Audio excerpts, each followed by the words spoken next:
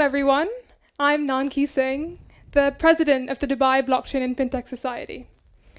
And I would like to introduce my vice president, Yashita Saxena. 2020 has been a year of unprecedented events.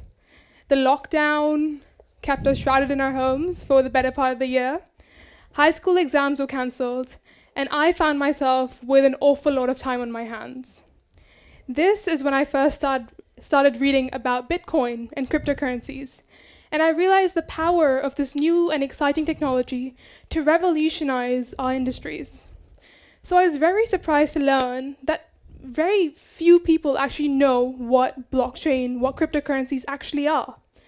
I was motivated to educate my peers, the future leaders of tomorrow, and I established the Dubai Blockchain and FinTech Society, a platform for blockchain, computer science, and economics enthusiasts to promote the exchange of ideas and information amongst the leading schools in the UAE. The Society has been successful in integrating blockchain and fintech clubs in a number of schools and educating students across the UAE. Through our ambassadors at DC, JC, Repton, and Jess, we have promoted the discussion of this new and exciting technology that has the power to revolutionize our lives. Furthermore, we have conducted past seminars, hosted the Blockchain Use Case Week, and collaborated with industry professionals from across the globe to produce a series of interviews that we publish on our social media platforms. Now today, the India Pavilion at World Expo 2020 has given us the unique opportunity to conduct a seminar. And today we are going to decrypt blockchain and cryptocurrencies. We are going to begin with an initial discussion on the network architecture that allows cryptocurrencies to function. This is the blockchain network.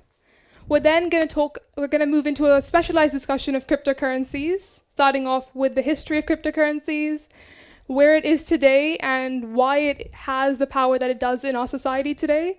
And we'll move on to a more futuristic discussion of where cryptocurrencies can be 10, 20 years down the line. Now, I hope all the viewers at home gain a better understanding of cryptocurrencies and blockchain after the seminar. And I don't want to take up more of your time, so let's get this event started. So first of all, what is a blockchain network? Now, blockchain is a system in which information is recorded in a manner that is impossible to change, hack, or cheat, and is available to everyone without the need of a central point of authority. A blockchain system is a decentralized distributed ledger that records the transaction of a digital asset across a peer-to-peer network. To break down some of the key aspects of a blockchain, a decentralized system is one where everyone has access to all the data on the system. There is no centralized point of authority that has control over all the information or has any advantage over most of the members. In contrast, a bank has the ability and the authority to control all the flow of information. A blockchain is an open source network. Now, a peer-to-peer network is a system where two distinct parties, without any knowledge of one another, can transact safely. There is no need for an intermediary, a middleman. And a distributed ledger suggests that everyone has access to all the data in real time. And every time someone makes a transaction, everyone else gets access to the data. A ledger is used to record information relating to the transaction. It's sort of like a book, which records your name, the date, the contents of the transaction, the price, etc. So this is what a decentralized system looks like. You can see that in a normal bank, you would have a centralized system which would connect all the parties. However, in a blockchain network, everyone is connected to one another and all the information is sort of passed out to all the members of the network. Now, the data in a block is stored in the form of a hash function. A hash function turns all the data into a block into an alphanumeric code, which basically means that all the data that you put in is converted into a series of random letters and numbers. This is a 256-bit cryptographic hash key, which consists of 64 characters. It identifies a block and all its contents. Remember that a block has the data, the hash of the block and the hash of the previous block as well.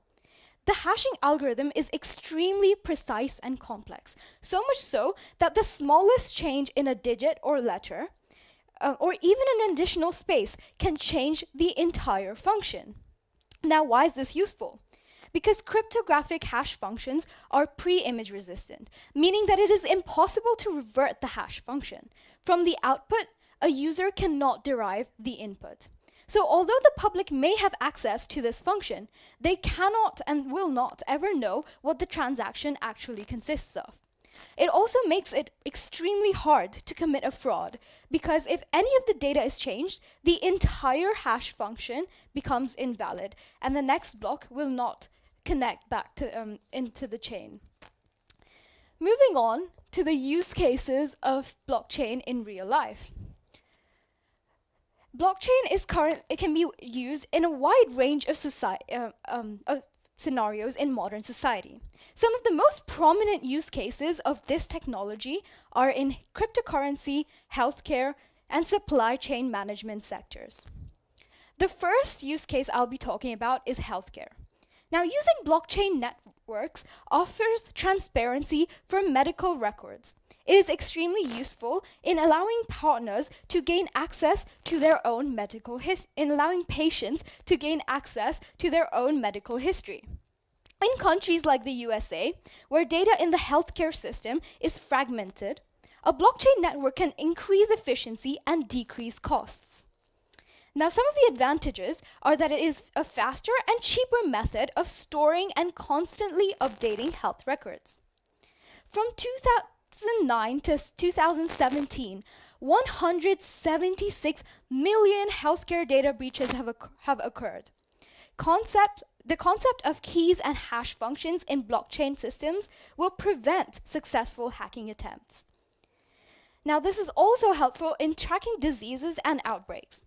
It allows for real-time disease reporting, helping epidemiologists better identify the origin and transmission parameters of this new disease. However, there are some disadvantages of this technology. For example, it is extremely expensive because the initial costs of development and maintaining an expansive blockchain network are very high. You need to employ a large team of specialists to maintain the network.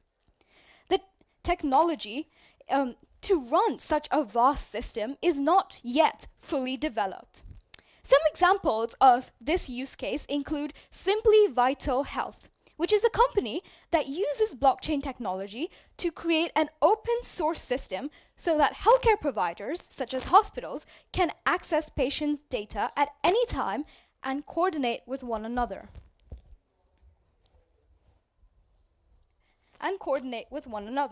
So, in times of emergency. The next use case of blockchain is supply chain management. Because a blockchain is decentralized, it is extremely useful to monitor supply chains because it guarantees transparency within businesses and consumers while maintaining high levels of accuracy when tracking goods from all the way from production to delivery. Consumers can identify how exactly the good was produced. Consumers can identify how the goods were produced, where it was produced, and whether it was produced sustainably and ethically. It prevents the sale of counterfeit products. It reduces management costs and speeds up the process of managing the supply chain, increasing efficiency and productivity. However, once again, it costs a lot to implement this sort of system, and not many companies can afford to do so at this point of time. This is because it requires great skill and knowledge to set up a blockchain network. and professionals need to be hired, or existing staff need to be trained. Now, Walmart uses this sort of blockchain technology to maintain transparency in their food supply ecosystem by digitizing